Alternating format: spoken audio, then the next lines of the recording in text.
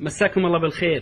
سهرتنا الليلة حضرمية بعنوان رفع اللائمة عن عاشق الحضارمة. من قرأ تاريخ حضرموت والحضارمة فلن يلام في حبهم ولا حبها، وعيرني الواشون أني أحبها وتلك شكاة ظاهر عنك عارها. الأحقاف جمع حقف، وهي الرمال الكثيرة المستطيلة، وهي ديار عاد قوم هود، يقال بأنها ما بين حضرموت وعمان. هناك خلاف في أصل تسمية حضرموت، والأكثر على أنها نسبة إلى حضرموت بن قحطان ابن سام ابن نوح. من أشهر أودية حضرموت وادي دوعن، والذي يسمى بول ستريت لكونه خرج كثيرا من رجال الأعمال في العالم. ودوعن فيما يظهر مكونة من جزئين، دو عن، وهي كلمة فارسية بمعنى وادي الاثنين. وإذا ذكرت دوعن تذكرنا العسل الدوعني، والذي يعد من أشهر وأجود أنواع العسل، ويخضع اليوم لأبحاث علمية. وفد أقيال حضرموت، والأقيال جمع قيل بمعنى الملوك، على النبي عليه الصلاة والسلام معلنين إسلامهم في سنة 9 من الهجرة. من أشهر أقيال حضرموت وائل بن حجر رضي الله عنه، بسط له النبي عليه الصلاة والسلام رداءه وقال: اللهم بارك في وائل وولده. قبيلة كندة الحضرمية وفدت على النبي عليه الصلاة والسلام معلنة إسلامها، وعلى رأسهم الأشعث بن قيس الكندي. خطب النبي عليه الصلاة والسلام قتيلة أخت الأشعث، لكنه عليه الصلاة والسلام توفي قبل أن يدخل بها. تزوج الأشعث بن قيس الكندي أم فروة أخت أبي بكر الصديق رضي الله عنه، وعقر كل ما وجده من النوق في السوق وأطعمها الناس. وفد بنو جعف، وعلى رأسهم قيس بن سلمة الجعفي على رسول الله صلى الله عليه وسلم معلنين إسلامهم. ومن بني جعف الشاعر المتنبي. الناس مجمعون اليوم على أنه من أكثر الناس أمانة ونزاهة في الأموال هم الحضارمة.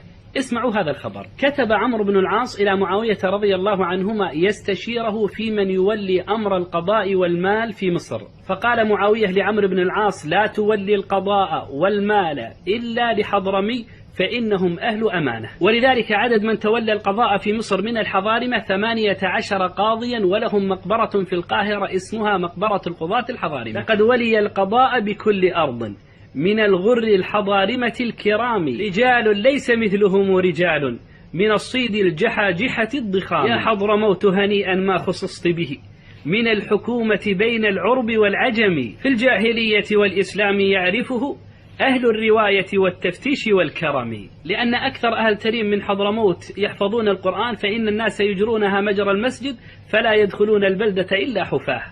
الوجيه علي ناجي بن عمر المتوفى في سنة 1193 من الهجرة، بلغه أن قاضيا يعمل السحر فرماه في بالعة حتى مات. العالم الجليل الشيخ محمد بن خير أخذ نذرا على نفسه لا ينام حتى يحفظ صفحة من تحفة ابن حجر فأتم حفظها. عبد الله بن أبي بكر بن مقيبل الحضرمي رحمه الله كان كثير النوم فلقب بالنوام، حتى إنه كان ينام على حمار. أعيان الحضارمة جاسم ابن قاسم من الجهاورة كان معروفا بحذقه في الرمي، كان يضع البيضة على رأس الرجل فيرميها من بعيد بالرصاص فيصيبها ولا يخطئها. وأعيان الحضارمة كثير، منهم امرؤ القيس الكندي، ومنهم المتنبي، ومنهم أيضا الصحابي الجليل العلاء بن الحضرمي. العلاء بن الحضرمي أرسله أبو بكر الصديق رضي الله عنهما للقضاء على فتنة المرتدين في البحرين في الساحل الشرقي للجزيرة. فلما فر المرتدون من القطيف إلى دارين عن طريق مراكبهم، وكانت هناك مياه ضحلة قبل أن يصير الدفان الموجود اليوم، سأل العلاء بن الحضرمي ربه أن ينصرهم، فصار هو وجنده يمشون على البحر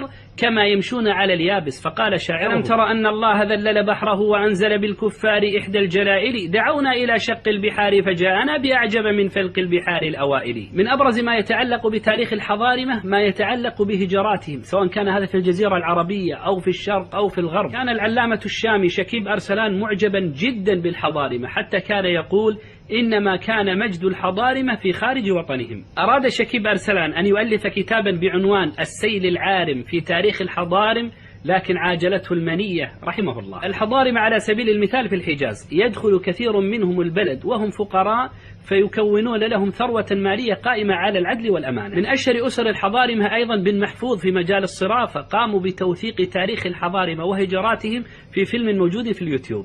تأثير الحضارمة على بلاد شرق آسيا تأثير كبير جدا في المجال الديني والعلمي والاقتصادي أيضا. هجرتهم قديمة إلى هناك، وكانوا يذهبون عزابا فيتزوجون من هناك ويكونون مجتمعا حضرميا نبيلا أمينا. يخرج الحضرمي من بلده فقيرا فيجد من أبناء بلده في شرق آسيا من يقوم بأمره حتى يصير غنيا أيضا. علي العطاس، فؤاد باوزير، سعيد عقيل وغيرهم من الحضارم الذين تقلدوا مناصب رفيعة في أندونيسيا وفي غيرها. ومن قوة تأثير الحضارمة في شرق آسيا أن سميت شوارع بأسمائهم، وأسسوا بنوكا أيضا تحمل أسماءهم العربية. يقول المؤرخ الكويتي يعقوب الحجي: الحضارمة هم رواد الحركة العلمية والثقافية في شرق آسيا، أسسوا الكثير من المدارس العلمية والمساجد والصحف والمجلات، وأثروا تأثيرا كبيرا في بلاد شرق آسيا. مع أن بلاد شرق آسيا أكثرهم أحناف، إلا أن الحضارم الشافعية نشروا المذهب الشافعي في كثير من نواحي أندونيسيا. والكويت لها مع الحضارمة تاريخ عريق، ويكفي أن نعرف أن الصحابي الجليل العلاء بن الحضرمي رضي الله عنه مدفون في الكويت. من رواد الحركة العلمية والثقافية في الكويت الشاعر والأديب أحمد السقاف، ترجع أصوله إلى أصول حضرمية. سلوا تجار الكويت وأعيانها من ظهور النفط إلى وقت قريب لا يأتمنون على أموالهم ولا على شركاتهم إلا الحضارمة. وهذا تمام رفع اللائمة عن عاشق الحضارمة، رحم الله من نسخ هذه المادة وأرسلها إليه.